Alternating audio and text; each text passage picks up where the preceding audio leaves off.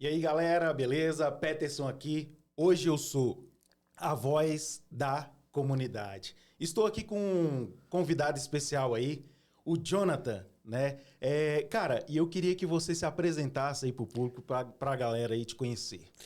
Ô, Petros, que alegria estar aqui com você, aqui na Voz da Comunidade. Alegria muito grande. Quero cumprimentar a todos que vão estar nos vendo aí nos próximos dias, se Deus quiser. Aqui é Jonathan Araújo, sou presidente da Feira Central de Ceilândia, vice-presidente do Sindicato dos Feirantes, pai, esposo, pastor, administrador de uma feira fantástica. Até costumo dizer que é a feira mais nordestina de Brasília.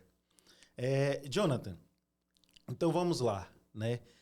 Com essa interação aí, se apresenta pra galera aí.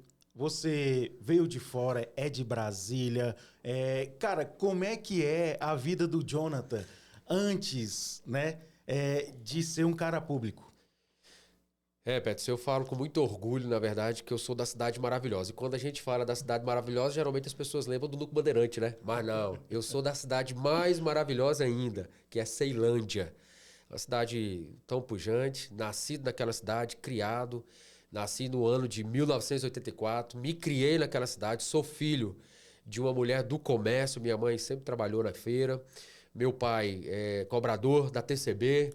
Falo tudo isso porque minha origem eu tenho muito orgulho É dela, né? importante. Meus pais, eles sempre nos ensinaram que o importante mesmo é que a gente ganhe a vida de forma honesta. Então, cresci naquela cidade, casei naquela cidade, sou casado com uma paraibana retada, pai de 3 filhos e hoje estou administrador da Feira Central de Ceilândia. Então, essa caminhada nos últimos anos foram caminhadas bem árduas, mas a gente vem pavimentando nesses últimos anos, aprendendo muito, podendo contribuir com pessoas, ajudar aqueles que precisam. Então, para mim, hoje é um orgulho muito grande dizer da onde vim e para onde estou pretendendo ir. Cara, e assim, como é que foi pra você escolher assim a vida pública, né? Porque assim, um cara que é nascido e criado na nossa periferia, decidir assim se tornar um cara público, né? Como é que foi essa escolha? O que que te motivou? Peterson, na verdade, a vida toda foi trabalhando na banca, né? Vendendo. Eu sempre trabalhei com confecção, é meu hobby, eu sempre gostei muito de trabalhar com vendas. E na Feira Central de Ceilândia eu cheguei lá em 1994, eu estava com 10 anos de idade quando minha mãe começou a mexer com banca. E a gente vem vendo esse traquejo, vem aprendendo como é que funciona o comércio. E ao decorrer dos anos, a verdade é que a gente vai fazendo amizades. Então você vai desenvolvendo, vai conhecendo pessoas. E em 94, como eu, muitos feirantes tinham a minha idade, 10 anos, 12 anos, 13, 14, 15, todo mundo naquela pegadinha, né? E a gente vem crescendo e vem desenvolvendo essa atividade. E quando foi no ano de 2016, 2015, chegou um pessoal amigo nosso, que a gente cresceu lá na feira e... Jonathan, você não acha que a gente conseguia mudar a presidência da feira? Não, eu falei, não, moço, eu sou muito jovem, eu não entendo esse negócio não, eu entendo é de venda. Ele, não, a gente precisa de mudar. A gente está com uma presidência na feira que tem muito tempo já, tá desgastante. Era uma pessoa que ela tinha algumas ideologias mais antigas, aquela coisa toda, né? E a gente estava naquela pegada da internet, tá começando a evoluir. E aí eu falei, rapaz, se você quiser, vamos embora, vamos nesse desafio. E naquele momento, Petros, a gente começou a dar dentro da feira, conversar com alguns feirantes, trocar algumas ideias, apresentar algumas vontades de mudança para a feira, né? E aí começou a crescer aquele movimento muda feira, muda associação, vamos mudar o presidente, vamos mudar essa situação. E a gente foi crescendo devagarzinho, foi ficando conhecido. E eu me veio à memória aqui agora, Petros, uma fala de um camarada que ele diz assim, quanto mais nos dedicamos à vida pública, menos nos pertencemos. E realmente foi justamente o que aconteceu e vem acontecendo até no dia de hoje. E aí a gente desenvolveu esse sentimento de poder concorrer à presidência da feira. Montamos uma comissão, né, que são 14 com cabeça de chapa. Saímos a primeira vez como presidente da feira, ainda sem conhecer de nada, só com aquele entusiasmo, aquela vontade toda, e perdemos as eleições por 14 votos. Aí, Aí quando falou assim, perdeu por 14, eu falei, tô no caminho certo. E aí o presidente anterior me chamou, vamos conversar, vamos compor, a gente não precisa de estar andando não é separado, aquela assim? conversa não é assim, você tem algumas ideias boas. E eu disse, como a gente não tem problema, né? A gente hoje é parceiro e tudo. Eu disse, não, França, eu acho que Quem perde uma eleição por 14 votos tem que continuar pavimentando a caminhada. A gente vai mudar esse negócio. Mas não ficamos chateados nem nada, né? E correram mais 3 anos. Mais 3 anos a gente vem conversando, melhorando, buscando mais conhecimento. E aí, nesse meio tempo, a gente passou a ser vice-presidente do sindicato, quer dizer, já melhorou um pouquinho para conhecer mais a legislação, conhecer como que é o traquejo de correr atrás de discutir algumas coisas com o governo. Então, quer dizer, já saímos de uma esfera, de um patamar para um outro maior, até para a gente poder melhorar o nosso conhecimento. E, passado esses 3 anos, a gente novamente lança o nosso nome como candidato, né, à presidência da feira, e aí a gente passou nessa segunda votação. Mas aí eu encontrei uma pedreira pela frente, né? O presidente não quis aceitar os números que tivemos nas urnas. A derrota. Meu Deus, foi terrível, foi terrível. E não reconheceu, não assinou os documentos. E aí foi outra peregrinação nossa. Então, assim, eu tive uma eleição dia 19 de novembro de 2016. E para mim conseguir referendar essa minha eleição, eu tive que fazer uma outra eleição no dia 22 de dezembro de 2016, no mesmo ano. Quer dizer, quase um mês depois, aliás, mais de um mês, um mês e 2 dias depois, referendando a eleição passada para que o cartório pudesse reconhecer o processo. E quando foi dia 27 de dezembro, parecia assim, Peterson, uma cena de filme, sabe? Teve polícia, teve tudo, foi aquele alvoroço. Mas a gente subiu para a associação no dia 27 de dezembro de 2016. Foi quando a gente começou verdadeiramente a administrar a feira. E a gente está lá hoje, já vou para o 3º mandato, já estou no 3º mandato, né?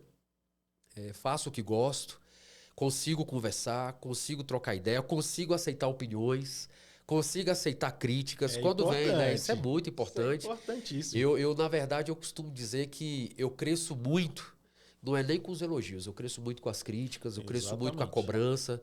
E isso me faz sentir que eu estou no caminho certo. Essa é a visão, né? E assim, como é que é para você hoje, né?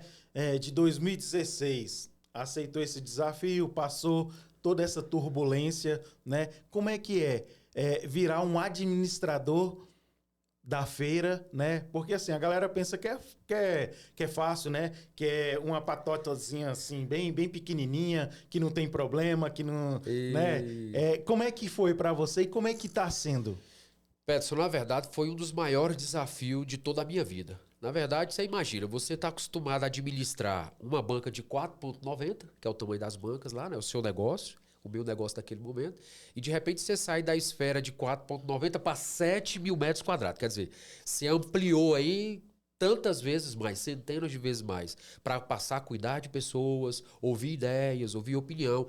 E eu sempre costumo dizer que na nossa feira, Peterson, o meu maior desafio é conseguir conversar com a diversidade. Então, lá dentro, a gente tem dentro da feira, religiosamente falando, a gente tem evangélicos, a gente tem católicos, a gente tem espíritas, a gente tem toda essa diversidade. Aí, depois disso, aí você tem o mais jovem, você tem o mais experiente, o mais velho, aí você tem os funcionários, aí você tem o cliente. Então, você imagina... Cara, é uma verdadeira lapidação de uma joia. Então, ao longo desse tempo, eu cresci muito por causa disso. Porque a gente consegue conversar com todos, sem fazer distinção de ninguém, compilando aquilo que é bom, trazendo aquilo que é legal para a feira, melhorando aquilo que está ruim. É lógico que eu não consegui melhorar tudo. Essa é a verdade. Também não consegui... É uma luta constante, né? Só que você olhar hoje... para a feira que eu recebi em 2016, para a feira que nós temos hoje, é uma realidade grotesca, gigantesca. E me diz aí, administrador da feira ali, né? Hoje eu vejo que você integra também o sindicato, é isso? E como é que foi essa caminhada até chegar a esse ponto? Quando a gente saiu a primeira eleição da feira, lá na Feira Central de Ceilândia, Peterson, e que a gente, como eu havia colocado para você, a gente perdeu por 14 votos. Então ali mostrou o quê? Mostrou que a gente realmente tinha possibilidade de contribuir de uma outra forma também, né? E naquele momento o Valdemir, que é o nosso presidente do sindicato, inclusive quero mandar um abraço para ele, trabalha incansavelmente. É muito trabalho, o pessoal pensa que não, mas... Representar 107 feiras, multiplicando isso ali no Distrito Federal, a gente deve ter um número de 23 mil feirantes, a 25 mil é muita gente, né? Então você mexe diretamente com pessoas. E naquele momento, quando a gente despontou naquela eleição, a gente recebe o convite. E aí o Valdeni colocou para mim, Jonathan, eu queria te convidar para você vir ser o nosso vice-presidente aqui no sindicato. Fiquei feliz, até assim, feliz e ao mesmo tempo perdido, né? Porque a gente estava aprendendo como é que funcionava ser o diretor, como que funcionava. E dica de passagem, viu, Petros? Tem um ditado que diz que a quem muito é dado, muito lhe será cobrado. Meu Deus. Eu Exatamente. cheguei na feira, meus cabelos estavam tudo pretinho, já tá ficando tudo branco. Mas tá bom, é experiência. E naquele momento, quando ele fez o convite pra gente, eu aceitei, falei para ele, vamos embora, se você acha que eu tenho condição de contribuir com você e com a minha categoria, pode contar comigo. E tão logo a gente começou a trabalhar. Então a gente pegou aí lá atrás um pedacinho do governo Agnello, pegamos o governo Hollenberg, entramos no governo que nós temos hoje, que é o governador Ibanez, e a gente pôde contribuir com todos eles dentro não daquilo que a gente queria para a gente, mas para o segmento, né? Que é a questão de legislação, é aquela questão de ver reformas, é a questão de atender aquele feirante que de repente está meio enrolado com documentação. Então tudo isso foi trazendo uma bagagem para a gente. E quando eu aceitei ser vice-presidente do Valdeni, eu tinha dito a ele uma coisa: eu aceito ser vice-presidente. Eu sei que o vice, ele só atua na falta do presidente, mas eu queria lhe pedir uma coisa. Ele disse: o quê, Jonathan? Pode falar. Eu quero poder, de fato, ajudar as pessoas que estão lá na ponta. Eu quero poder participar de eleições das feiras, eu quero poder atender o feirante naquilo que eu puder contribuir com ele, o conhecimento que eu for adquirindo, eu quero poder ter a liberdade de passar, mostrar para o feirante que além dele ter obrigações, mas ele também tem vantagens, ele também pode ser atendido. E isso foi acordado, deu tudo certo. E nós estamos aí nessa caminhada. Dezembro agora... março desse ano de 2025 fez 10 anos que eu virei vice-presidente do sindicato para contribuir com essa categoria, porque foi em março de 2015 que eu aceitei esse desafio. Aí já dá um churrasco, né? Já me chama pro Verdade. churrasco para poder E comemorar. dica de passagem, né? Nós já vamos passar por esse processo eleitoral de novo o ano que vem, em março, que é a eleição do sindicato. Então nós vamos ser eleitos de novo, se Deus quiser, e você já está convidado para o churrasco. Aí sim. E eu vou lá mostrar essa bagunça lá, hein? Massa. Porque parece que é uma verdadeiramente assim, é aquela mistura, né? É muito gratificante. Muito. Cara, massa demais. E assim, hoje você é representante da Feira de Ceilândia, Sim. certo? Entrou no sindicato, representa todas as feiras. Sim. Como é que é para você poder atuar, né, em todo o Distrito Federal e em torno? Quais são, assim, seus maiores desafios, né, quando você começou? E como é que você consegue separar, administrar a feira, né, não largar a mão Sim. e contribuir com outros feirantes? Isso. Bom, Pet, você falou de uma coisa que é o que a gente vem incansavelmente correndo atrás. É a questão de uma segurança jurídica. Então, ao longo do tempo, o meu maior desafio foi isso. Por quê?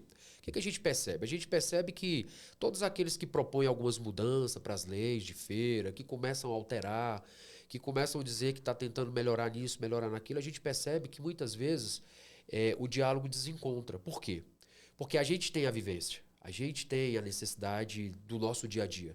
E às vezes, juridicamente falando, às vezes você tem uma pessoa que está lá preparando aquilo nos bastidores, porque assim, quando você fala em legislação de leis, isso tramita lá dentro da Casa Civil, né, dentro dos anexos do Buriti, para depois ir para a Câmara Legislativa. E a gente percebe que todos eles, de alguma forma, eles querem contribuir. Só que eles não têm a vivência. E eles querem juridicamente fazer essas alterações. E às vezes essas alterações acabam trazendo para a gente alguns prejuízos, tiram alguns direitos da gente. E essa sempre foi a nossa maior missão: não permitir que os direitos que foram adquiridos desde sempre fossem nos tirados. Então esse é o nosso desafio. E a gente consegue, na verdade, fazer essa diferenciação de poder ajudar feiras e não deixar de olhar para a nossa casa, administrar, porque os problemas são muito, muito parecidos. Então, quando você pega, por exemplo, uma feira em Planaltina ou uma feira lá em Braslândia, que são os opostos, você acaba analisando que muda o endereço do logradouro público que leva o nome da feira, mas os problemas são muito semelhantes. Então, assim, a gente acaba tendo essa vivência e a gente consegue colocar na balança e não deixar nada ficar desigual. Então, lá na Feira Central de Ceilândia, os problemas que nós temos, a gente conseguiu ao longo do tempo perceber que são os mesmos problemas do pessoal de Taguatinga, de Planaltina, de Samambaia, de São Sebastião, tá vendo? E a gente vai tentando fazer isso. Então, assim, o desafio nosso hoje, Foi ontem e é hoje, e nós estamos nessa caminhada, termos um negócio chamado segurança jurídica. Porque o feirante, ele tem boa vontade de investir. Mas quando ele olha a legislação que ele tem hoje, ele percebe que se ele gastar 100 mil no box dele, se ele gastar 200 mil com estrutura, com reforma, ele não tem a garantia de que ele realmente vai poder desenvolver aquela atividade ali com mais tranquilidade. E é isso que a gente está buscando nos dias de hoje. Mas ele corre o risco, assim, de perder? Na verdade, Peterson, o que nós temos hoje na legislação em vigência, né? A nossa legislação hoje, ela trata de uma coisa chamada licitação. E a gente sabe que a licitação, ela é algo que quando ela acontece, ela não é direcionada, ela é aberta, ela é ampla. Então, ela tem que dar o direito de pessoas concorrerem. Agora, você imagina, eu tô lá no meu box, eu gasto lá 60 mil reais para reformar e deixo o negócio bacana. E, de repente, há uma mudança de lei ou o Estado entende que tem que licitar aquilo ali. Quer dizer, o meu investimento que eu fiz, eu estou correndo o risco de perder ele. É isso que nós temos hoje. E é isso que nós estamos já conversando na esfera federal, para que a gente consiga fazer algumas alterações na lei de licitações, para que a gente possa trazer uma segurança jurídica não só para Brasília, mas a gente agora está pensando a nível Brasil. Porque se essa mudança acontecer na Câmara Federal, o presidente Lula entender que isso é interessante, eu acredito que a gente vai atingir hoje mais de 1.257.000 permissionários esparramados em todo o Brasil que tem o mesmo sistema de permissão que nós. Então é isso que a gente tem buscado muito hoje. Você veja que o Jonathan que começou lá em 2015 para o Jonathan de 2025 tá diferente pra caramba. Até digo que a internet que nós tínhamos lá em 2015, que tá hoje fantástica em 2025, é mais ou menos isso, a forma que o Jonathan tem caminhado. Tá se atualizando, né? Demais.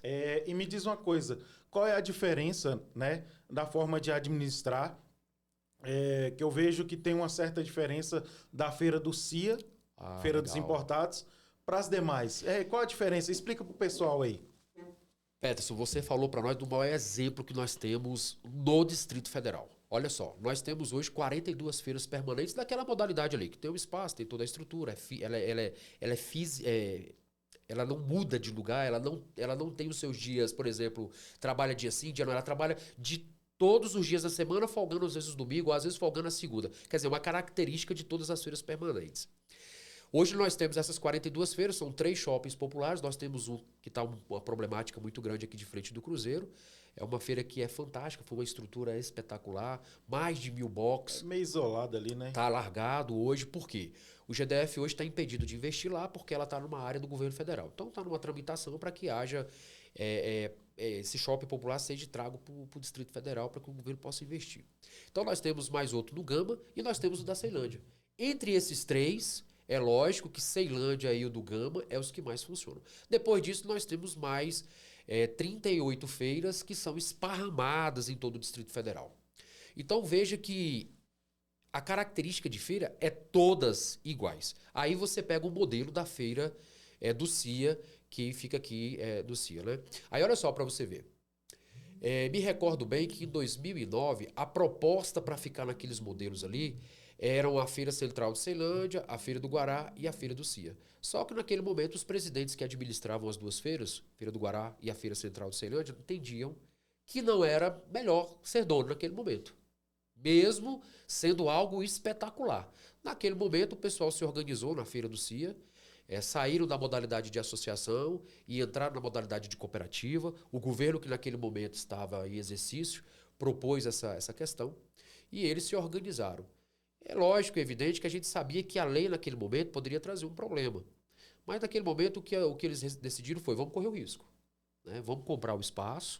Se alguém comprar o espaço junto com a gente vai brigar, mas a gente vai ter essa coragem.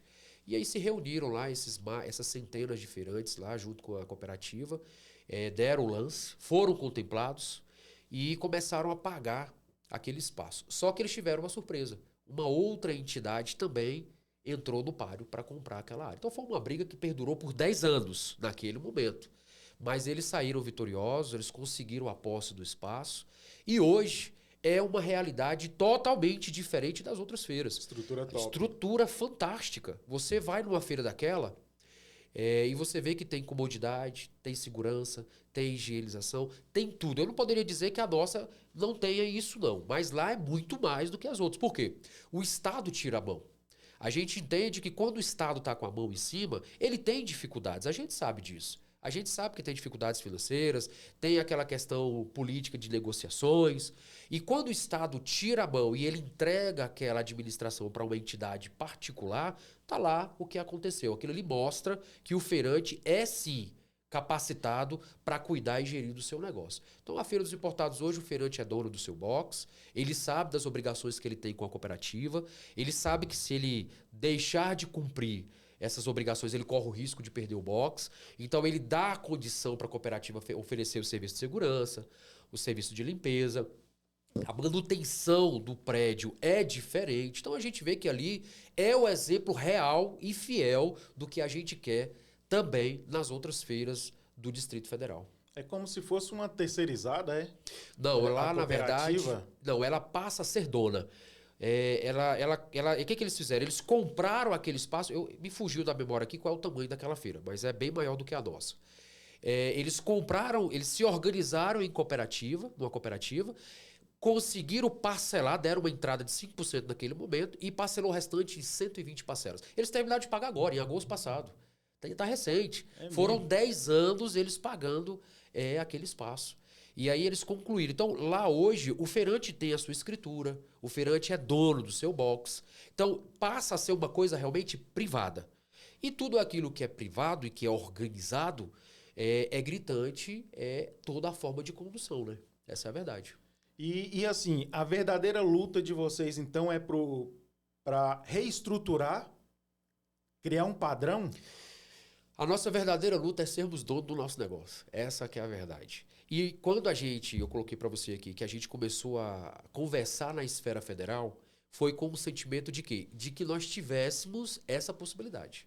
É lógico que a gente sabe que tem uma caminhada muito longa ainda pela frente. Quando o governo federal ele cria uma lei, os estados precisam de recepcionar ela. Então a gente sabe que isso aí vai ser uma outra conversa posteriormente para que essa lei seja recepcionada no Distrito Federal. Mas eu tenho certeza que não vai ser difícil a gente demonstrar para o governo que estiver em exercício o que nós desejamos no nosso coração.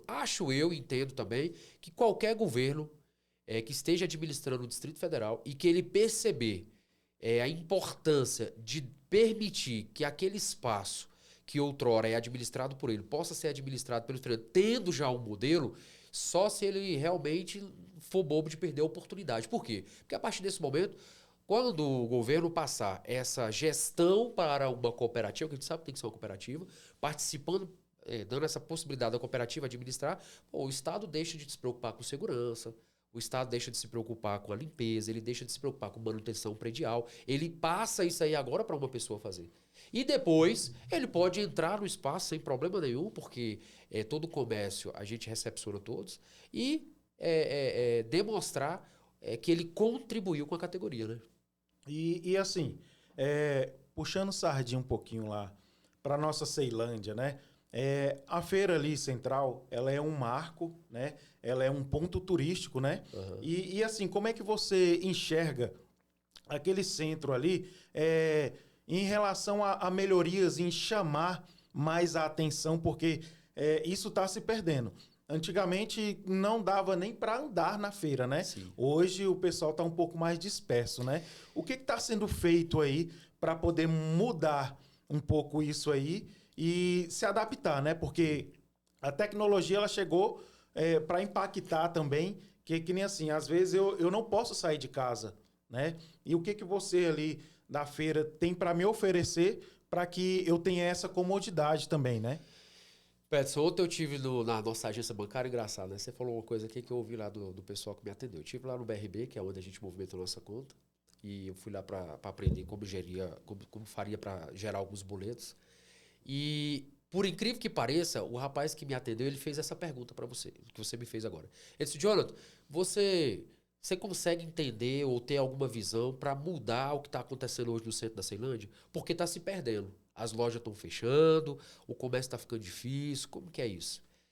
E Eu pensei 2 vezes, 3 vezes para responder, mas aí tem opiniões, Peterson, que não dá para a gente deixar de externar ela, né? Exatamente. A Ceilândia, na verdade, eu costumo dizer que é uma locomotiva. Ela é uma locomotiva pro Distrito Federal.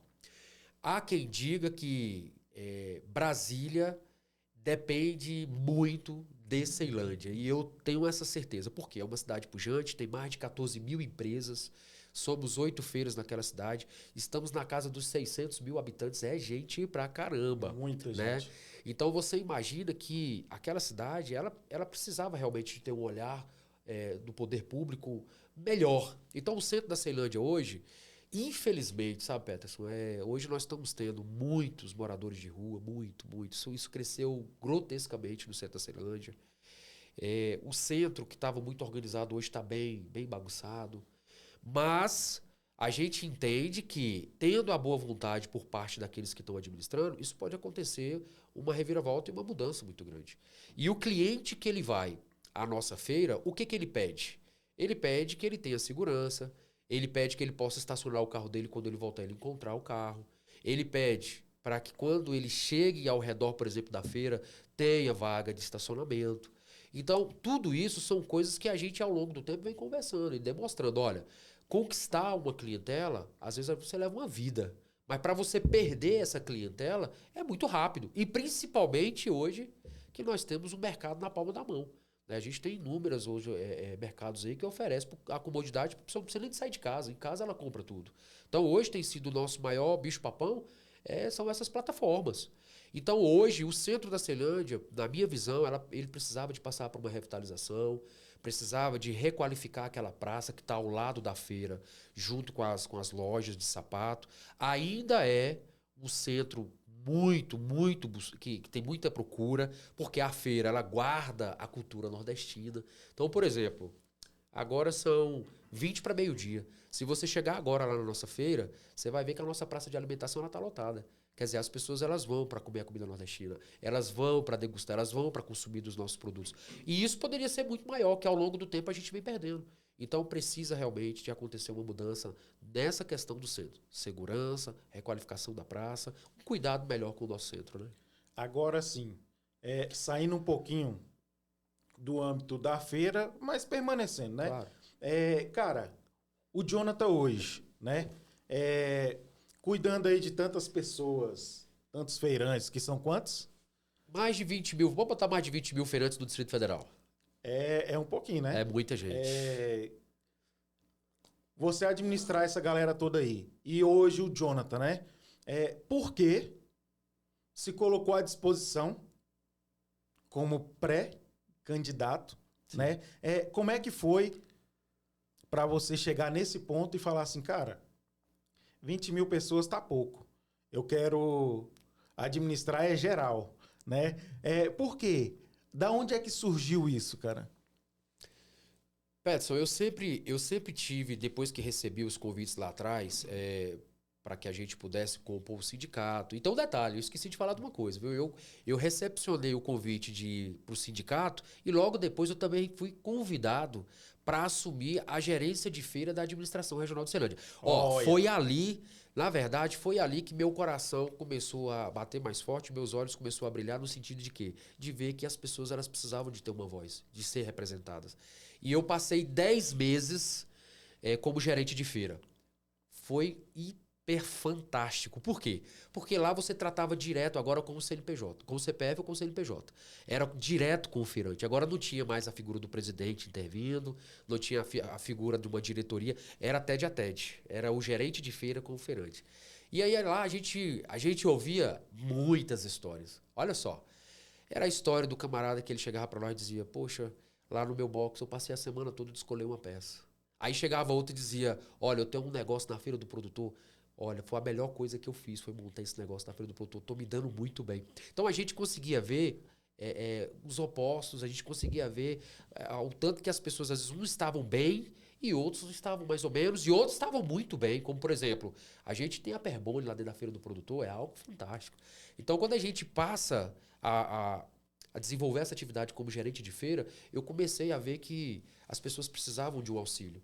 E qual tem sido, e era, e é, e continua sendo, a maior dificuldade das pessoas? é ouvir.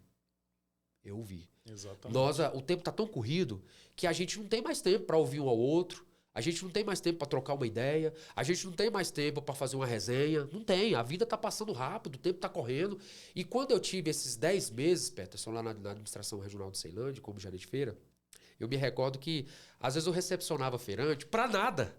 Eles iam lá apenas para bater um papo. Cara, aquilo era muito bacana. Ele ia lá para dizer que estava difícil alguma coisa. Ele ia lá para dizer que... Só para desabafar. Só para desabafar. E aquilo foi me dando assim, uma vontade tão grande de poder promover algo melhor para eles. E aí eu comecei a sonhar com isso. Então, hoje, com a maturidade que eu adquiri, lógico, eu preciso de melhorar muito ainda, mas a maturidade que eu adquiri hoje, eu entendo que nós somos uma categoria muito grande, nós somos muito importantes. Eu queria dizer para você um número aqui que eu acho simplesmente espetacular. Uma pessoa esses dias para trás me disse que as feiras, elas são uma subclasse. O feirante participa de uma subclasse. E naquela hora eu engoli seco e falei, mas eu só vou falar disso depois que eu entender. E eu fui dar uma estudada sobre o assunto, né? E aí eu fui ver como que você tem uma classe que ela gera inúmeros empregos dentro de um espaço, às vezes, bem pequenininho, ou de 7 mil metros, ou de 14 mil metros, como a Feira do Guará. Você gera, por exemplo, a nossa feira. Eu vou falar da Feira Central de Ceilândia. A Feira Central de Ceilândia hoje, ela gera mais de 1.000 empregos. Mais de 1.000 empregos. E aí você pega, por exemplo, um supermercado dia a dia que utiliza um espaço do tamanho do nosso, uma área de construção de 5 mil metros, e ele gera 100 e poucos empregos, 168, 170 empregos.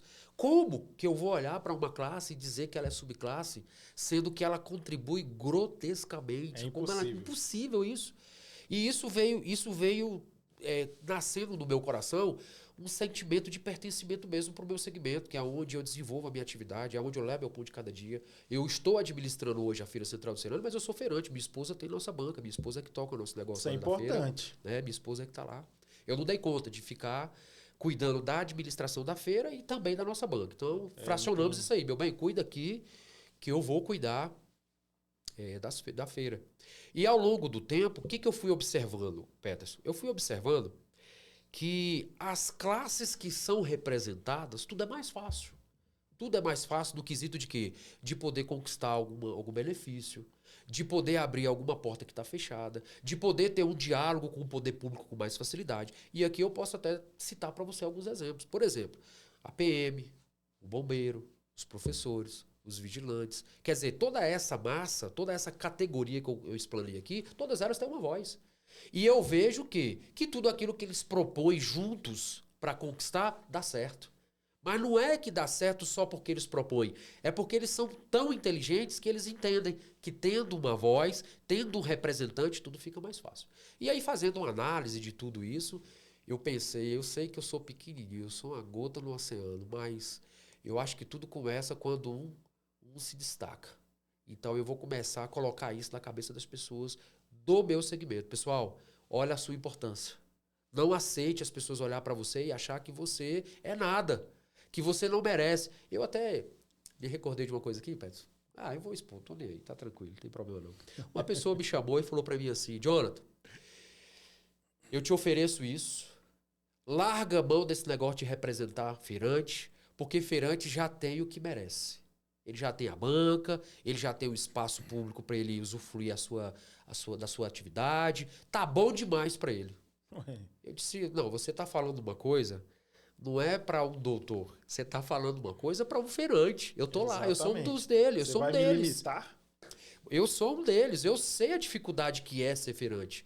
Eu sei o que é a dificuldade de levantar cedo, passar o dia inteiro na sua banca, correndo atrás de vender, para cobrir o cheque, para levar o pão de cada dia, para repor a mercadoria, para honrar os compromissos. Eu sei o que é isso, eu sou um deles. Ele falou, então tudo bem, então se você quer isso, então toca seu barco que eu toco o meu. E assim eu estou fazendo, estou remando mesmo, demonstrando para eles a importância de uma voz, tenho demonstrado para eles, dizendo a eles em alto e bom som, nós somos fortes.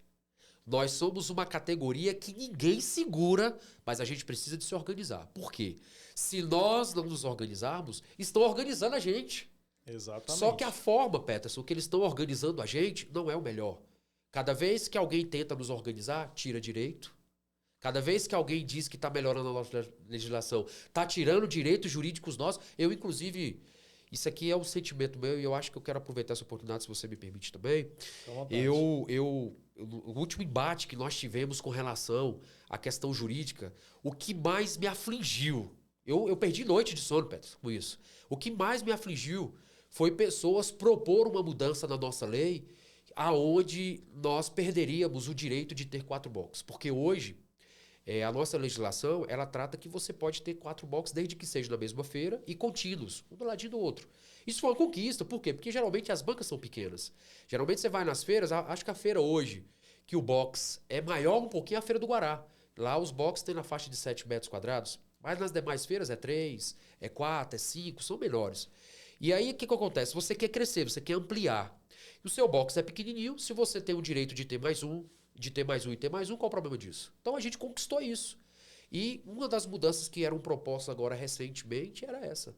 Era que o feirante só tivesse direito a uma banca e as outras 3 tinham que ir para a licitação. Aquilo me causou uma aflição muito grande, mas foi combustível para mim. Foi combustível para brigar, para dizer que estava errado, para dizer que o que nós já havíamos conquistado a duras penas não podia ser tirado naquele momento. E graças a Deus, até agora, a gente conseguiu ser compreendido por alguns. E hoje, assim, o Jonathan, ele é um representante dos feirantes, né? Sim. Do comércio em geral. E, para mim, o que sobra para mim, né? Porque, assim, eu votei em você, Sim. te coloquei lá em cima, né? E o que você traria para mim de benefício, né? Não só para os feirantes, Sim. não olhar só para essa classe. Em relação à segurança, à educação e à saúde, por partes. Vamos lá, olha só, o que eu entendo? Eu entendo que a figura de um deputado distrital é o quê? É legislar em legislações, criar leis e fiscalizar. Exatamente. O que eu entendo? E com essa minha vivência dos últimos tempos, muitas vezes a saúde não opera da forma que tem que ser. Às vezes não é por causa do governo. O governo está se esforçando, o governo está tentando, o governo está cumprindo as leis. Exato. Né? O governo está tentando fazer a parte dele. Só que lá na ponta, ele tem o sindicato. Lá na ponta, ele tem o médico, que às vezes o médico está atendendo lá, mas ele tem a clínica perto do hospital. E aí o que acontece? Eu tenho que afligir alguém para que o governo me atenda em alguma necessidade que eu tenho e acaba que, na verdade, o maior prejudicado nesse sentido é o usuário do sistema. Né? Então, o que eu entendo na área da saúde? Inclusive, me recordei aqui agora, eu tenho um irmão que é médico, formou agora na ESCS. Agora não, mesmo? formou há 4 anos atrás, 5 anos atrás, na Recente. ESCS, aqui em Brasília. E quando ele formou, ele dizia para mim o seguinte: mano, eu vou me formar e eu serei um médico do SUS. Eu vou prestar todo o meu conhecimento que eu adquiri para o que precisa, para o mais pobre, para a população. Beleza. Formou. Um médico, inclusive, ele tem certeza que ele vai ver a gente, Dr. Geber Júnior. Amo você, meu irmão. Você é um exemplo para mim. Um abraço. Fala o nome dele de novo. Geber Júnior, Dr. Geber Júnior. Aí sim, mano. E ele formou, concluiu e começou a trabalhar aqui em Brasília. E numa oportunidade que nós tivemos lá em casa, numa ceia familiar, ele chegou lá para mim e falou para mim o seguinte: mano, eu queria te pedir desculpa. Ele já sabia das minhas pretensões, de correr nessa vida pública e tal. Ele disse: eu queria te pedir perdão. Eu falei: mas por quê, mano? Ele disse: eu não vou conseguir trabalhar no SUS. Aí naquele momento eu fiquei assim meio que intrigado, né? Eu disse: ué, mas por que você não vai conseguir? Ele falou: mano, o médico de verdade, muitas vezes, ele quer trabalhar. Mas o próprio sistema cria embaraços, Exatamente. dificuldades e não permite que o médico desenvolva a sua atividade. Eu estou falando de médico que realmente formou não pelo dinheiro, não pelo que ele vai ter, mas sim pela vontade de desenvolver aquela profissão de coração, né? Então eu não dou conta de trabalhar, e principalmente aqui em Brasília é muito difícil, mano, você não tem noção. As pessoas escondem equipamentos, as pessoas escondem remédios, é tudo muito terrível. Então, eu estou migrando para uma esfera maior. Hoje ele está atendendo no Albert Einstein em São Paulo, passou no concurso, está lá. Eu tenho certeza que ele está contribuindo naquela esfera porque ele é um profissional de qualidade, não é por ser meu irmão, mas porque eu observei a ele, eu observo nele muito a forma que ele É o traquejo que ele tem com a coisa. Então, Peterson, em Brasília, para a nossa saúde funcionar, no meu quesito, no meu entendimento, talvez seja um sonho. Talvez eu seja um sonhador nesse sentido, mas eu acho que médico que trabalha na rede pública, ele não pode ter consultório particular. Porque se ele não tiver o consultório particular, ele não vai conseguir atender. Talvez isso seja uma utopia minha, não sei. Mas... Não, mas ele tem que focar, se ele, porque a demanda é muito grande. É muito grande. Como é que vai? E aí, com isso, com essa visão minha, eu acho que o Estado tinha que pagar bem. Ah, o médico está ganhando... Vamos lá, eu acho que o salário do médico hoje está na casa dos 16 mil reais, acredito mais ou menos isso. Pode ser 50, 100. Pronto, vamos pagar bem. Vamos pagar bem pro médico, bem, de verdade. Você estudou a vida, você estudou muito tempo. 10 anos é, cara... É tempo pra caramba, né? Então vamos fazer o seguinte, olha eu com outra visão aqui. Vamos pagar pro médico aí a casa de 50 mil reais, bem pago, dando direito para ele dizer, ó, só que é o seguinte, tu tá trabalhando aqui pro Estado, só que você não pode trabalhar em outro lugar. Você tem que prestar serviço aqui. Depois disso, o Estado tem que fiscalizar. Ir lá e ver se está cumprido, se está no horário certinho, se está atendendo a população. Eu acho que se nós desenvolvêssemos isso, Peterson, a gente teria uma saúde de qualidade, nós teríamos pessoas mais felizes, porque hoje o que a gente mais observa é as pessoas correndo atrás de saúde. E eu digo mais, eu levantei uma tese um tempo atrás e eu fiz uma entrevista com uma enfermeira, né, lá. E eu coloquei isso aí para ela, falei assim, beleza, vocês da saúde se preparam, né, uma vida para cuidar de pessoas. Sim. E eu fiz essa pergunta para ela, e quem é que cuida de vocês? Olha aí. Aí, né, é aquele embate, Sim. porque muita gente quer trabalhar, mas vive sobrecarregado. Sim. E a gente cobra demais. Por quê? Você está doente, alguém da sua família está doente, você leva lá, você quer prioridade. Sim, claro. Mas as pessoas estão ali fazendo o máximo possível, o impossível para poder, né, se doar e acaba adoecendo por conta da pressão. E eles não têm aquele amparo do Estado. Sim. Né? Muitas das vezes, o governador ele dá a canetada lá e fala assim, ó, pode mandar dinheiro, só que não chega. Não chega aquela estrutura, né? Às vezes não é culpa do governador, não, né? É toda uma engrenagem.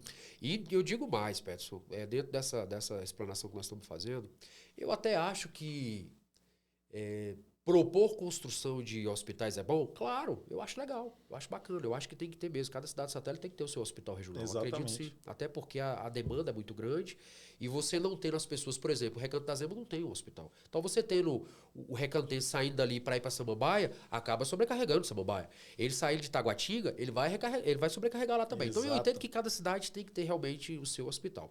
Mas eu acho que melhor do que isso é a gente tentar ampliar o número de funcionários, o número de médicos, a estrutura mesmo. De verdade. Eu até digo que eu estava conversando esses dias com um feirante nosso lá da feira e eu dizendo para ele o seguinte, o governo que conseguir, isso eu não estou falando de Brasília, eu estou falando a nível Brasil, o governo que conseguir colocar a saúde para funcionar da forma que realmente a população merece, eu não tenho dúvida, ele não precisa, na época da eleição, ele não vai precisar de pedir voto, não. Ele pode ficar quietinho lá no gabinete dele. Exatamente. As pessoas vão reconhecer. Por quê? Exatamente. Porque você imagina, você tá doente. Minha mãe teve ruim agora essa semana, esses dias para trás. Estudou muito para fazer uma prova aí. Ela tá bem da área da saúde. E ela estudou muito esses dias para fazer uma prova. E aí atacou o nervo ciático. Ela ficou 10 dias sentada, mesmo se dedicou muito, atacou o nervo ciático, atacou a coluna. E aí você imagina que eu, como filho, ver a minha mãe sentindo dor, o que eu quero? Eu quero ver minha mãe bem, eu quero subsidiar para ela um conforto. E aí você imagina, fomos para a UPA, nós chegamos na UPA, nós ficamos lá, meu Deus do céu, nós ficamos um dia quase que inteiro e não conseguimos atendimento. Então nós tivemos que migrar para um hospital. Chega a ser desumano, né, cara? Tá vendo? E a gente teve que migrar para um hospital particular. E quem não tem condições? Você entende? Então, às vezes a pessoa chega numa UPA e ele fica lá 2, 3 dias para ser atendido. Então, isso porque é muito assim, triste. Você chegar lá e filmar uma pessoa no ato do desespero, quebrando uma vidraça, não é correto. Não. Não é correto essa pessoa fazer isso. Concordo. Mas o desespero... É tão grande, né? De você não saber. Você chega lá, você tá vendo seu filho morrendo, você tá vendo sua mãe, seu pai morrendo. Sim. E assim, às vezes não é negligência do funcionário, né? Às vezes não é negligência do Estado, Sim. mas, cara, a gente tem que entender essa engrenagem, não é apontar o dedo e falar, tá errado, você tá errado. Não, Não. a gente tem que trabalhar junto com a população numa solução. É isso, justamente. Precisamos solucionar e parar de apontar. Porque assim, ó, eu tô fazendo o quê? Né? Só tô criticando, vamos supor, o Ibanez. Porque é um governo muito ruim e tal. Mas o que eu tô fazendo Para como contribuir, né? isso? Cara, eu preciso fazer alguma coisa. Só que a gente tem que entender também que o desespero que bate ali na hora da pessoa, cara, isso é terrível. Então assim, a gente tem que entender a engrenagem num todo. Como funciona, né, Pedro? Exatamente, para trazer uma solução. Eu até digo o seguinte, sabe, Pedro, assim, com relação a isso, eu digo que é muito importante você ter as pessoas certas no lugar certo. Então, o governo, o que ele faz? É lógico e evidente que governador nenhum ele vai querer ver a saúde funcionando ruim, a segurança funcionando, porque ele sabe que aquilo ali é um prejuízo para ele, politicamente falando. Então, o que eu entendo é, aqueles que são demandados para estar na frente da pasta, precisa de ser pessoa realmente que queira fazer a coisa acontecer, que queira ir lá, deixando de lado um pouquinho a questão política, porque quando você é investido de um cargo como secretário, é para você fazer a coisa acontecer. Você é a extensão do governo ali naquele momento para fazer essa fiscalização. Exatamente. Inclusive, isso aí é uma coisa que nós sofremos muito nos últimos tempos com relação a uma pessoa que foi demandada para estar na pasta de feira. Tá vendo? Então, como é importante a gente ter alguém que converse, que dialogue, que veja onde estão os erros, que tente, é o que você acabou de colocar, que faça essa construção auxiliando o governo. Porque muitas vezes, Petros, a minha vivência dos últimos tempos, o que eu observo? Às vezes eu peco muito por sinceridade. E algumas pessoas já disseram para mim, a tua sinceridade, muitas vezes, ela podda você. Então ela vai me podar, porque eu não vou perder ela. O que eu percebo? Às vezes o governo está num evento da cidade. O governo vai lá, todo animado para fazer uma obra, para inaugurar uma obra. E aqueles que estão ali, que eram para fazer o serviço, eles tentam criar uma cortina de fumaça, mostrando para o governo que está tudo muito bom. E o governo acha que tá. Por quê? Porque se eu estou demandando, por exemplo, você me demanda, Jonathan, eu quero que você faça isso. E eu falho, é lógico que você vai pagar a fatura. Agora, o importante disso é ter pessoas comprometidas, não para ficar demonstrando uma coisa que não é real. Então, às vezes o governo vai, ele acha que está tudo bem e muitas vezes a população não está sendo atendida. E nessa questão da saúde, se a gente for falar mesmo disso, a gente vai levar aqui 2, 3 dias falando, ainda tem assunto, porque realmente é um negócio bem difícil, bem difícil. Em relação à segurança. Muito bom. Segurança hoje, o que nós percebemos? Nós percebemos que o déficit no número de soldados na Polícia Militar é muito grande. Muito grande. Embora agora foi nomeado, acho que quase 2.000 policiais, se não me falha a memória. Você pega isso... Não foi 2.000, foi 1.000... Mas ainda é pouco. Foi 1.000 e poucos policiais. Então, quando você pega... Vamos botar 2.000, vamos fazer uma conta de 2.000. Quando você pega 2.000 policiais e você distribui isso para 33 RA, cara, é nada. É mesmo que você pegar uma gotinha e pingar ela dentro de um copo d'água, é nada. A segurança hoje no Distrito Federal, ela está muito defasada. E a gente percebe que o policial, ele está estressado. Por quê? Ele quer fazer. Mas, infelizmente, não consegue porque está deficiente nessa questão de números de efetivo. E aí, o que eu observo também? Isso é minha opinião. Eu observo também que o desencontro entre as polícias que nós temos, às vezes, ainda é muito grande. Então, você tem a militar, que ela pega o cara e leva para a delegacia, o civil recepciona ele, logo depois ele solta. Então, essa problemática também é que dificulta muito a nossa segurança do Distrito Federal. Mas nesse caso aí, você não acha que o problema seja as leis, né, que colocaram? Porque às vezes o policial militar, ele leva o cara, Sim. O cara é solto e o policial fica lá para preencher a papelada, o negócio, Sim. E o cara sai rindo, velho. É verdade. Inclusive, você ouve relato deles quando a gente diz, você tem que dar uma força aqui e ajudar.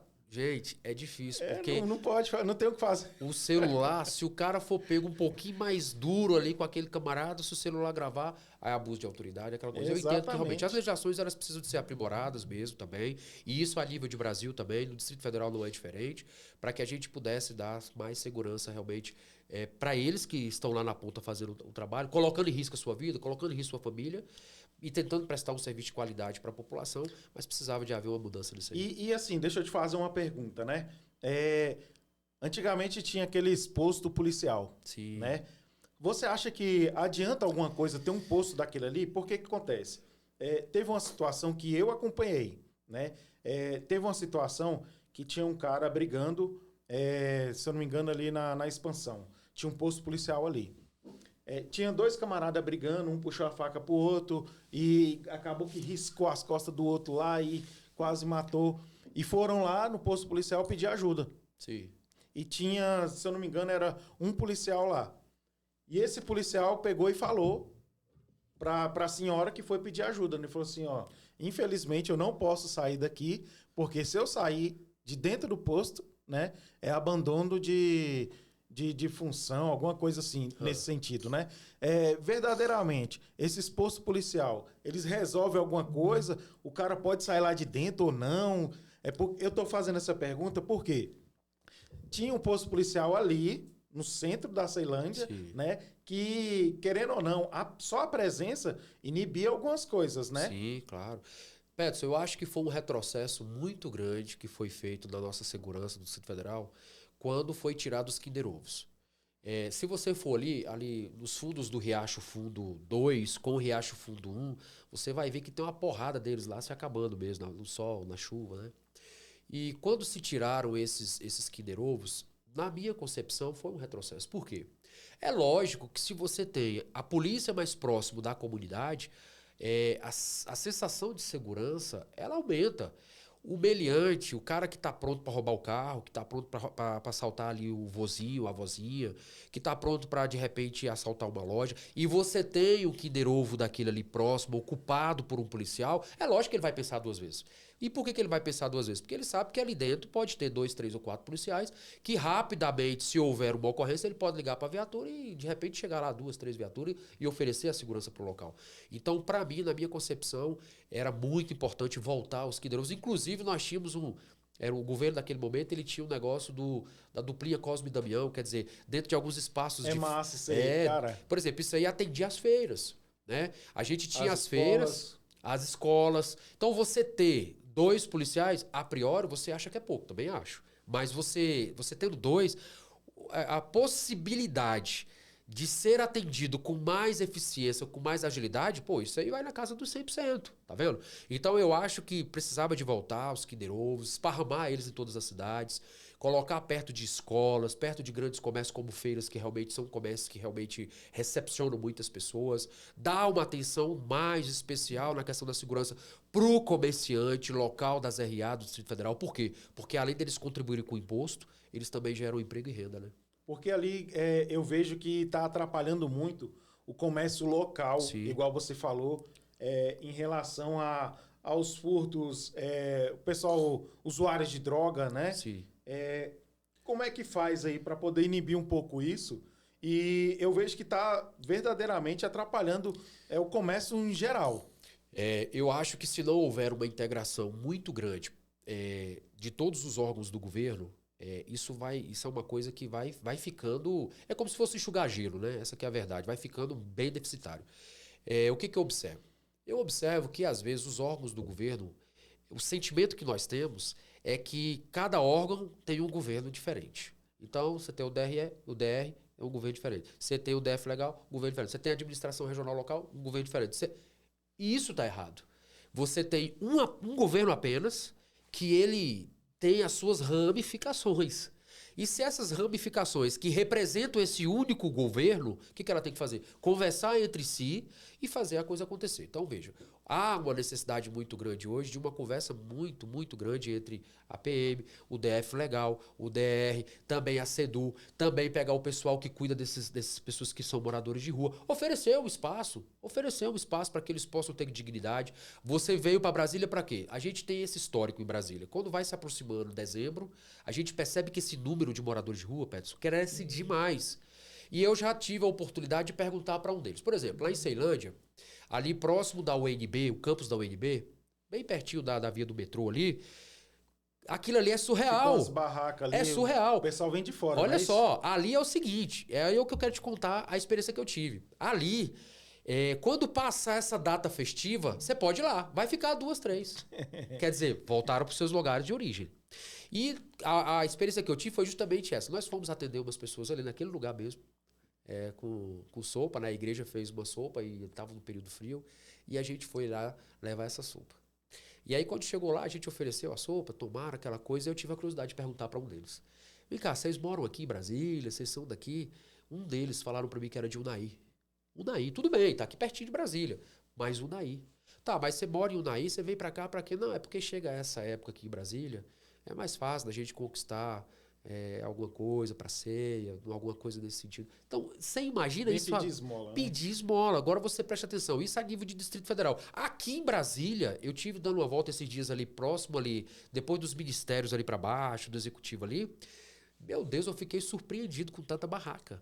Então, eu acho que o poder público precisa de conversar mais, os órgãos estar mais interagidos um ao outro e oferecer. Você é de Brasília? Sou. Então, você tem que dar condição para ele. Vamos lá, vamos olhar a vida dele. Vamos olhar se ele não tem casa, vamos olhar se o filho está matriculado na escola, vamos olhar a vida desse cidadão. Se ele for alguém que vive às margens da sociedade, vamos dar cidadania para ele. Vamos ver o que a CODAB pode fazer. Vamos ver o que a SEDU pode fazer com relação a oferecer os programas do governo para ele, tá vendo? Aí o camarada não é de Brasília. Ah, você não é de Brasília? Então nós vamos promover a sua volta para o seu estado. O estado vai bancar a sua volta para lá, porque quem tem que ter a responsabilidade com você é o governo local da sua cidade onde você mora. E assim fazer a coisa acontecer de uma forma amistosa com todos os governos conversando. Então isso é muito importante, eu acho que dá certo. E assim, eu acho engraçado você falando aí. Também faço parte de algumas comunidades aí da igreja e cerca de 12 anos, né? Sim. A gente faz esse trabalho também. Isso é legal. E assim, eu já percorri esses ambientes, esses lugares aí, e igual você fez aí, eu fiz umas perguntas, né? Que eu sou mais desenrolado em algumas questões. Claro. E, rapaz, é muita gente da Bahia que vem e coloca lá as barraquinhas. E tem muita gente também da Ceilândia que tem emprego e outras que recebem os benefícios do governo, cara, que faz questão de ir pedir esmola. Sim. Chega a ser um negócio assim surreal. Verdade. Né? A forma que eles fazem ali. E é um negócio organizado há 12 anos atrás, até agora. O pessoal vem lá, ali perto do metrô mesmo, monta as barraquinhas ali. Então, assim, são pessoas que se conhecem. Parece até que é orquestrado, né? Mas é surreal isso, organizado, né? O pessoal ali, né? Eu acho que ainda tem até representante deles ali, que traz essa galera para poder pedir só no final do ano. É triste. Só em datas festivas. E isso acaba atrapalhando a gente Totalmente. também. E com detalhe, a gente está falando agora de lugares mais afastados dos grandes centros comerciais. Exato. Você imagina isso aí dentro de uma feira. Imagina aí uma mãe com 5 pequenininhos que aparece na nossa feira. Uma mãe com 5 crianças, ela dentro da feira pedindo esmola. A pessoa às vezes está comendo com a família, ela está lá cutucando. Às vezes a pessoa está lá comprando, ela está lá pedindo. Você imagina que situação. É um desconforto para essa mãe com esses 5 filhos, mas é também um desconforto gigantesco para quem está ali consumindo. Imagina. Rapaz, e é um negócio assim, tão surreal que eu já vi o pessoal vendendo, sabe o quê? Kit mendigo. Você já viu isso aí? Meu Deus, já fiquei Cara, sabendo já. Eu não vi não, mas fiquei sabendo. Isso aí é ridículo, moço. É terrível. Meu Deus do céu. Como é que a gente faz? É surreal isso aí. É o que eu tô te falando, viu, Petro? Se os nossos governos, eles não entenderem que as suas secretarias precisam de conversar entre si, olha, eu vou falar uma coisa para você, a tendência é ficar cada vez mais difícil. E como é que a gente faria isso? Essa união? Porque assim, que nem aí, Eu tô fazendo, né, um movimento aí para unir todo mundo aí em várias questões para a gente trazer benefício. Como é que a gente faria, né, para fazer essa união aí governamental de várias instituições? Primeira coisa que eu acho que para isso acontecer, Peterson, novamente, olha eu sendo muito sincero aqui na minha colocação. Eu acho que os padrinhos, os padrinhos que acabam recebendo esse título para apadrinhar uma cidade, para apadrinhar uma secretaria, para apadrinhar alguma coisa que é ligada ao Estado, eu acho que o primeiro ponto é deixar com que o coração fale mais alto. Por quê? Porque você é eleito para representar e não para dividir. Então, eu acho que isso vai ser resolvido quando? Quando os órgãos de governo não tiverem mais padrinhos políticos. Por quê? Porque, infelizmente, é o que a gente sente. Às vezes você tem um determinado deputado que ele está com a mão, ele administra a secretaria da SEDU. Às vezes você tem um outro secretário que ele é padrinho político e ele administra o DF Legal. Se de repente eles tiverem alguma divergência, poxa, um querendo atrapalhar o outro. E aí, às vezes, quando ele quer atrapalhar uma outra, ele atrapalha o governo. Ele atrapalhando o governo, ele atrapalha o serviço público de acontecer com excelência, você tá vendo? Então, o que eu acho, no meu entendimento, também pode ser uma utopia, não sei, mas é que os órgãos essenciais do governo não tivessem padrinhos políticos. Só assim o governo conseguiria fazer, de verdade, um trabalho de excelência. Por quê? Porque, mais uma vez, eu quero dizer, eu não tenho dúvida disso. Que qualquer governo que ele esteja em exercício, ele quer que o serviço saia legal porque ele sabe que o ganho político para ele é outro. Então, imagine a dificuldade de um governo de conseguir fazer a roda girar, tendo alguém tentando girar ela para a esquerda e alguém puxando para a direita. Então, é uma situação muito difícil. Então, a partir do momento que não houver esses padrinhos nos órgãos essenciais do governo, eu tenho certeza que a coisa vai acontecer de outra forma. Agora, vamos para cá. A educação. Cara, política pública, né, dentro das escolas, como é que você enxerga, né? Porque assim, eu vejo a necessidade de a política poder entrar verdadeiramente nas comunidades, mas do jeito certo. Sim. Passar conhecimento, Sim. né? Ter essa interação, Sim. porque a nossa população, e eu te falo assim, porque eu sou um cara da periferia, claro, e eu vejo isso no cotidiano, no dia a dia, que precisamos instruir melhor, né, a nossa comunidade. Como é que faria isso?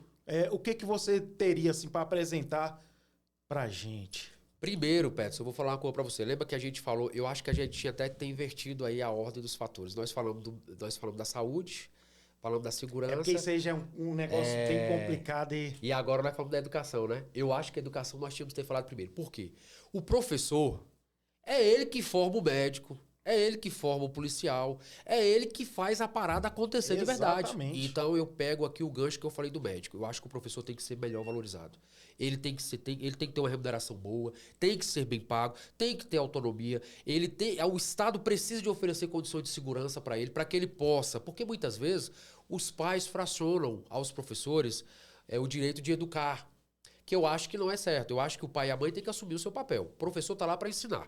Mas, infelizmente, às vezes acontece isso. Então, eu acho que o Estado tinha que dar ao professor muita atenção. Por quê? É o cara que ensina, é o cara que forma, é o cara que transforma, é o cara que faz a pessoa mudar o pensamento, é o cara que está ali para pegar você, às vezes, uma pedra bruta e lapida você, e de repente você chega a ser juiz. Quer dizer, tudo isso foi passado pela mão do professor. Então, eu acho que tem que ter melhor remuneração, tem que ser mais valorizado. Agora, o que eu entendo com relação à política, na educação? Eu acho que nós tínhamos que ter, sim, uma matéria de política nas nossas crianças, começando lá na primeira série. Falando para ele o que é a política, explicando para ele qual é a importância da política. Sem polarizar. Porque hoje eu acho que a educação está muito polarizada. Infelizmente. Esses grupos que se criaram dentro da educação também, e eu posso até dizer que são grupos de esquerda e de direita, isso é muito ruim para as nossas crianças e também para a nossa educação a nível Brasil também, não só em Distrito Federal. Então eu acho que tinha que ter a matéria política para você ensinar para a criança o quê? Colocar ela para crescer e aprender. O que é a política? A política é a arte de ajudar pessoas, de melhorar vidas, de trazer transformações, de conseguir ajudar pessoas a ter visões diferentes, oferecer condição de trabalho, oferecer condição de saúde, educação, enfim, você abrange tudo nessa questão. Então, demonstrar isso para as nossas crianças, para que quando eles chegarem na nossa fase adulta, como está eu e você, lógico que nós somos jovenzinhos, nós temos essa carinha, mas nós estamos adultos, né? Então, quando chegar na nossa idade, ninguém vai conseguir olhar para ele, Peterson, pro meu filho e pro seu filho, e dizer para ele assim, ó, tu vota em mim, viu? Ah, você vota em mim por quê? Não, vota em mim, eu tô aqui, vou te ajudar. Não, mas aí você paga minha água? Você paga a minha luz? É isso que acontece. Tá vendo? Você paga a minha luz, você compra um pneu pro meu carro. Quer dizer, essa barganha acaba trazendo o quê? Políticos ruins para representar a população. Então, eu acho que se houver esse entendimento por parte das autoridades, que se Deus quiser, eu chegando lá, a gente vai defender essa bandeira, tem que os nossos alunos, eles têm que aprender o que é de fato a política, para que ela serve, qual o objetivo, qual é a interação disso, o que isso traz de bom pra gente. Então, a partir do momento que a gente tiver isso, aí nós vamos ter pessoas mais sadias, nós vamos ter representantes com mais qualidade, qualificações. Ele vai entender que quando ele vai para lá, ele não está indo para se dar bem, ele está indo para representar, para cobrar, para fazer com que as pessoas se sintam melhor, mais confortável, tendo educação, tendo segurança, né, tendo tudo isso aí. Eu deixei por último, porque assim, a gente tem que bater mais nessa tecla, porque eu estou me levantando na minha comunidade, Sim, né, em todo o Distrito Federal, justamente para poder preparar os nossos jovens e adolescente começa, né, claro, no berço. Claro. Tá faltando uma estrutura maior para os nossos jovens, porque, né, a geração de ferro, infelizmente, tá indo embora. Verdade. A nossa geração acompanhou a evolução. Sim. A nossa evolução, ela veio do analógico para o digital, né? Acompanhamos o tempo. Essa evolução, tivemos uma criação, né, meio dura, pesada, né, com dificuldades, mas tivemos uma criação. Sim. Eu vou te falar, tivemos uma criação. É verdade. Né? E hoje, pessoas utilizam, né, essa polarização justamente para poder estipar e criar massa de manobra. Sim, é verdade. O que eu falo para você? Nas escolas hoje, o que está faltando? Está faltando reverência, né? Está faltando a gente resgatar verdadeiramente, né, o nosso ensinamento. Sim. Né? Que eu sou um cara que eu nasci em 83. Então, aprendi a levar porrada. Sim. E eu vejo que esses jovens de hoje, eles não vão aguentar, não aguentam, né, passar, infelizmente. Então, o que a gente tem que fazer? Inovar e mostrar para eles que retroceder é preciso. É benção pai, benção mãe, respeito, né, mais interação. Por quê? Isso aqui está acabando, né, com corpo a corpo, com diálogo, com dia a dia, isso. E eu tô querendo resgatar isso. E de que forma? Vou entrar nas escolas, começar a dar palestra, só que temos também que preparar os nossos professores, né, os nossos profissionais, não só os da saúde, mas também os nossos professores. Com certeza. A preparar essa galera para poder receber esse embate. Verdade. O impacto. O que eu ia sugerir, né? Colocar cultura dentro das escolas, né? Para dar um direito de escolha. Muito bom, muito bom. O que você pensa a respeito? Acho fantástico isso. Inclusive, no nosso tempo, você colocou uma coisa aí. Inclusive, meu filho já chegou em casa falando para mim, pai, meu coleguinha disse que é besteira dar a bênção. Porque lá em casa eu tenho o Carlos, a Elise e o Eric. De jeito nenhum. E eu criei eles três dessa forma. Se saiu para a escola, benção, pai. Quando chegou meio-dia, nós estamos, benção, pai, benção, mãe. Então eu criei eles. E o coleguinha, muitas vezes, chegava dizendo, pai, o coleguinha falou que isso é caretice, é besteira. E não é. Jamais. Isso são coisas que são extraordinárias. Está se perdendo. Está se perdendo. No nosso tempo, você é de 83, eu sou de 84. No nosso tempo, nós tínhamos lá a matéria de religião. Não interessava se ela era católica ou evangélica, mas ensinava os princípios religiosos. E isso também, ao longo do tempo, foi se perdendo. Então, o que eu acho é isso que você colocou mesmo. É resgatar tudo isso que deu certo. A verdade é essa. Se a gente pegar o professor que foi nosso professor e pegar os professores de hoje e você colocar eles aqui agora, É diferente. você vai ver que é fantástico. Um dizer o seguinte, não, na minha época eu podia falar e o aluno me ouvia. O de hoje fala, não, mas hoje tem que ter calma, né? A gente tem que ter um traquejo, aquela Tá coisa. diferente demais. Não, totalmente. Então eu acho que tem que sim haver esse resgate para dar essa supervalorização. Inclusive eu lembrei aqui agora que eu tinha uma professora chamada Andréia de História.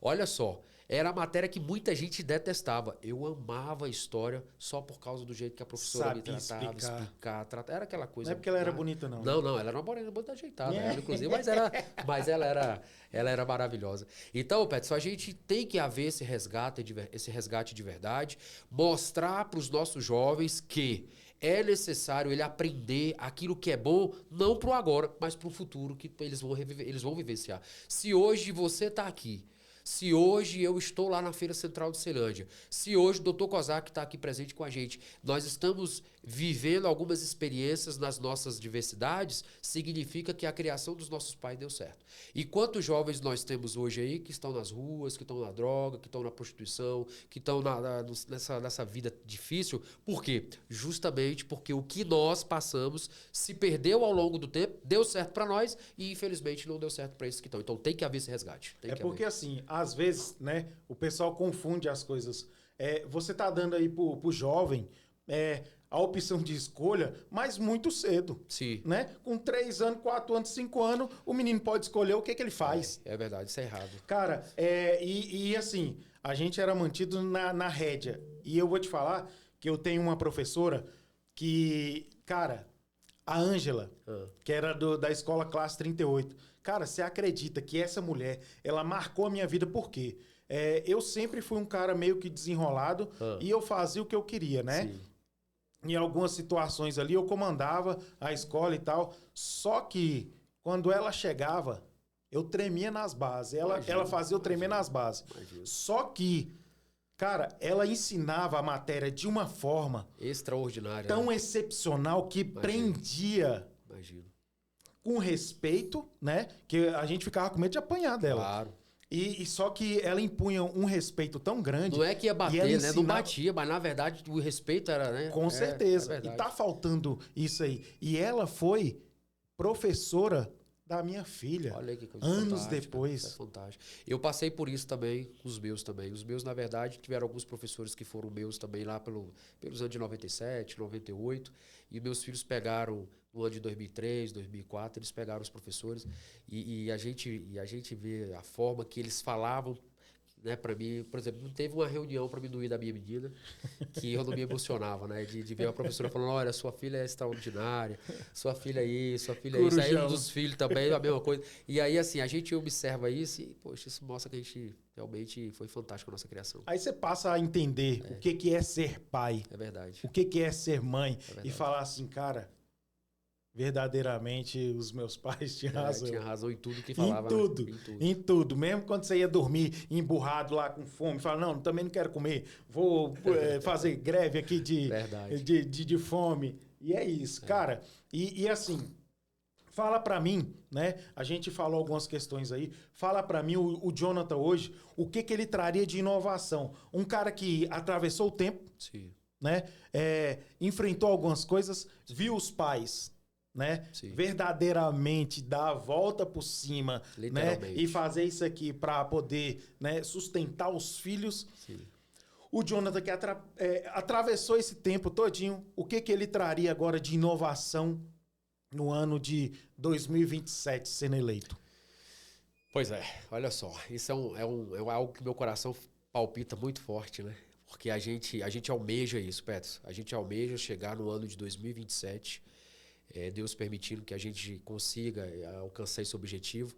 O que eu quero realmente fazer de perto é ouvir as pessoas, porque quando a gente ouve as pessoas, a gente contribui de uma forma excepcional.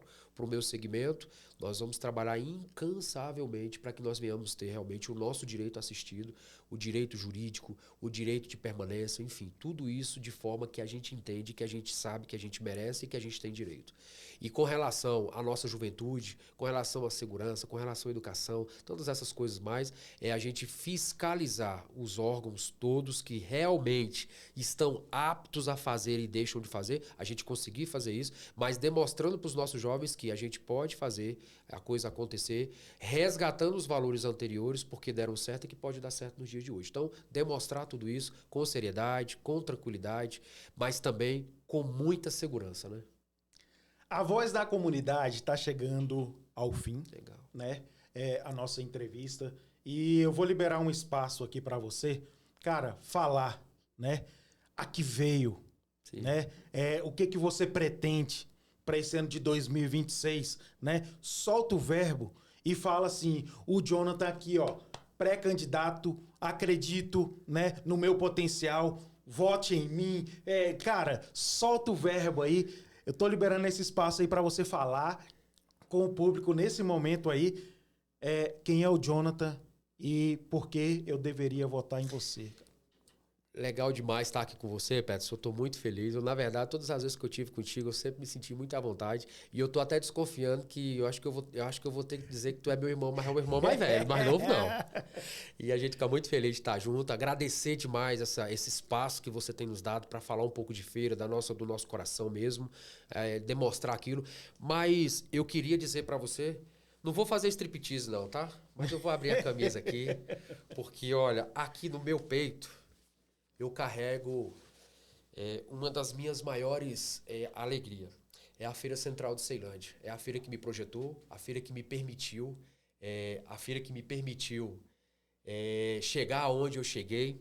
E para esse ano de 2026, estou lançando meu nome como pré-candidato a deputado distrital para dar uma voz para um segmento tão importante, tão maravilhoso, tão pujante nesse Distrito Federal. Me preparei, estou me preparando. Todos os dias eu acordo de manhã com um coração muito leve, muito feliz, pronto para ajudar pessoas, pronto para pegar na mão e dizer, você consegue chegar, você consegue andar, se você precisar eu estou aqui. Inclusive agora recente nós tivemos um ocorrido na Feira do Penorte, infelizmente uma banca pegou fogo lá e a gente já teve de pronto para atender o feirante naquele momento, não para dar a ele o que a gente acha que é melhor, mas o apoio, dizendo para ele que ele pode contar com a gente. Então, Jonathan Araújo, presidente hoje da Feira Central de Ceilândia, feirante com muito orgulho, e eu tenho a certeza, com muita fé, que é o que eu carrego no meu coração, que o ano de 2026 vai ser um ano que nós vamos mandar muito, vamos demonstrar para os nossos pares a importância de ter uma vez, de ter vez e de ter voz,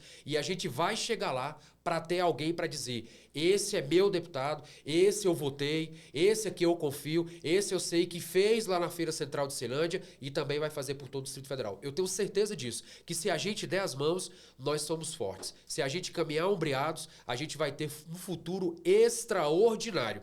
E quero dizer mais, se você entender que é importante ter uma voz, não tenha dúvida, nós teremos o respeito que a gente merece. Então, Peterson, muito obrigado por essa oportunidade. Quero dizer para você que nós estamos juntos nessa caminhada. As mais de 100 feiras esparramadas em todo o Distrito Federal, nós vamos passar por todas elas para você mostrar a nova realidade das feiras pós-Jonathan Araújo, se Deus quiser.